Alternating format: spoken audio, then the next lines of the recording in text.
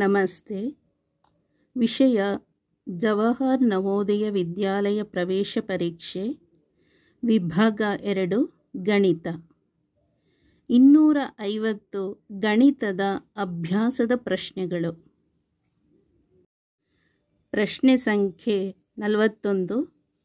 243ರಲ್ಲಿ ಯಾವ ಚಿಕ್ಕ ಸಂಖ್ಯೆಯನ್ನು ಕಳೆದಾಗ 17ರಿಂದ ಭಾಗವಾಗುತ್ತದೆ? 243 ಇದೆಯಲ್ಲ, ಇದರಲ್ಲಿ ಕೊಟ್ಟಿದ್ದಾರೆ. ಉತ್ತರ ಎ 2, ಉತ್ತರ ಬಿ 5, ಉತ್ತರ ಸಿ 0, ಉತ್ತರ ಡಿ 22.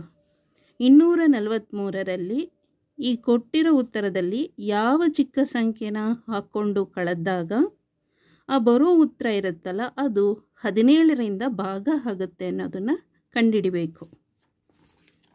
ಸೊ ಈಗ ಇಲ್ಲಿ 243 ಇದೆ,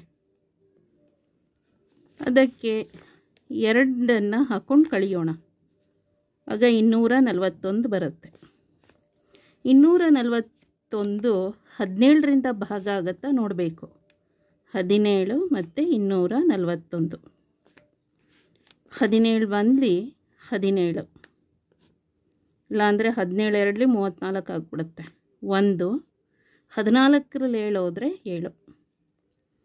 17 ಬಂದು 17, 17 2 34, 17 3 51, 17 4 68, 17 4 68 ಆಯ್ತಲ್ಲ.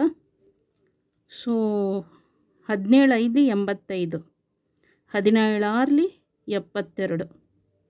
ಸೊ ಜಾಸ್ತಿ ಆಗಿಬಿಡ್ತು ಮತ್ತು ಕಡಿಮೆ ಆಗುತ್ತೆ. ಸೊ ಇದು ಭಾಗ ಆಗೋದಿಲ್ಲ. ಹಾಗಾದರೆ 243ನ್ನು 5ರಿಂದ ಕಳೆಯೋಣ.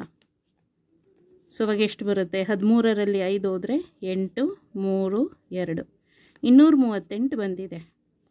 238 17ರಿಂದ ಭಾಗ ಆಗುತ್ತಾ ನೋಡೋಣ.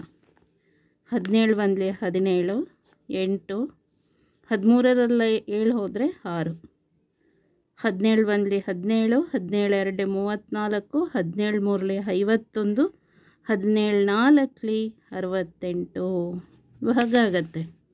ಹಾಗಾದರೆ ಉತ್ತರ ಬಿ ಸರಿಯಾದದ್ದು. ಸರಿಯಾದ ಉತ್ತರ ಬಿ 5. ಓಕೆ. 243ಕ್ಕೆ 5 ಅಂದರೆ 5ನ್ನು 243ರಿಂದ ಕಳೆದಾಗ ಬರುವ ಉತ್ತರ ಎಷ್ಟು? 238. 238 17ರಿಂದ ಭಾಗ ಆಗುತ್ತೆ. ಅಲ್ಲಿಗೆ ಉತ್ತರ ಬಿ ಸರಿಯಾದ ಉತ್ತರ ಬಿ 5. ಓಕೆ. ನಮಸ್ತೆ, ಧನ್ಯವಾದಗಳು.